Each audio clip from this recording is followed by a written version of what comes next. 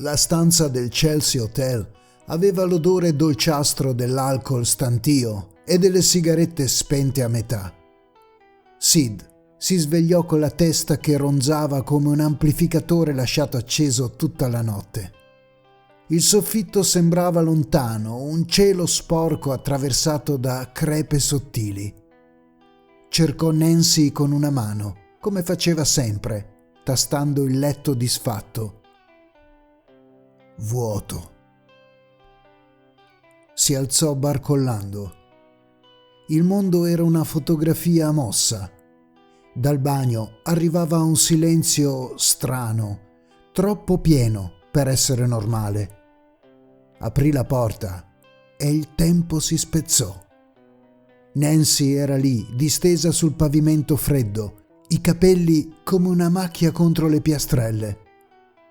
Sid sentì il cuore precipitare come se qualcuno avesse strappato le corde del suo basso una per una. Il nome della ragazza gli rimase incastrato in gola. Sid non ricordava. Questo era il problema. La notte era una serie di lampi senza continuità, risate sguaiate, una bottiglia che cade, la lama di una luce al neon, una discussione che diventava rumore. Ogni tentativo di ricostruire scivolava via. Il cervello cercava appigli e trovava solo vuoto. Si sedette sul bordo della vasca con le mani che tremavano. Guardò Nancy e la riconobbe in 1000 dettagli minuscoli. Il modo in cui piegava la bocca quando rideva, le unghie mangiucchiate, la collana che non toglieva mai. E poi c'era quell'assenza che urlava più di qualsiasi concerto. Un pensiero gli si infilò nella testa come una scheggia. Sono stato io. Sid era cresciuto nel rumore, nel caos elevato a bandiera. Aveva sempre creduto che distruggere fosse una forma di verità. No future, cantavano, e sembrava una promessa liberatoria. Ma ora il futuro era diventato un buco nero che risucchiava tutto. Cercò sul suo corpo un segno, un graffio, qualsiasi cosa che potesse dirgli chi era stato nella notte. Niente che parlasse chiaramente. Il dubbio prese forma, pesante e vischioso. Non era solo la paura della colpa, era la paura di non conoscersi, di essere capace di qualcosa di irreparabile senza nemmeno saperlo.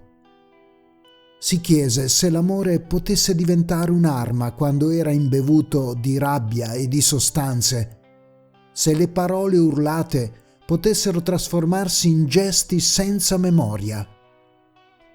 Provò a ricordare l'ultima cosa detta. Forse avevano riso, forse avevano litigato. Con Nancy era sempre stato così.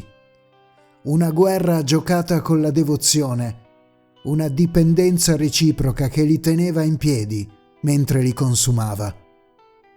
Si era sentito invincibile e perso nello stesso istante, una contraddizione ambulante con una spilla da balia al posto del cuore. Il silenzio del bagno lo schiacciava. Ogni suono lontano, un'auto, una porta che sbatteva, sembrava un'accusa. Sid pensò alla musica, al palco, alla folla che urlava il suo nome. Tutto appariva improvvisamente ridicolo, un travestimento per non guardarsi dentro. Se era stato lui, cosa restava da salvare? E se non lo era, come convivere con l'ombra del sospetto? Si alzò e si avvicinò a Nancy senza toccarla. Le parlò sottovoce come se potesse sentirlo. Chiese scusa per tutto e per niente. Chiese una risposta che non sarebbe mai arrivata.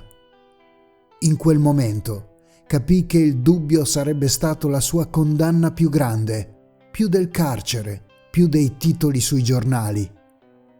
un dubbio che non fa rumore, ma scava. Quando arrivarono gli altri, Sid era già lontano, anche se il suo corpo era ancora lì. Il punk gli aveva insegnato a sputare in faccia al mondo, ma non gli aveva dato parole per questo silenzio. Rimase con una domanda che non smetteva di pulsare. Se non ricordo, chi sono stato davvero? E nel vuoto che seguì, la leggenda iniziò a divorare l'uomo, lasciando solo un eco e una stanza che non avrebbe mai smesso di essere fredda.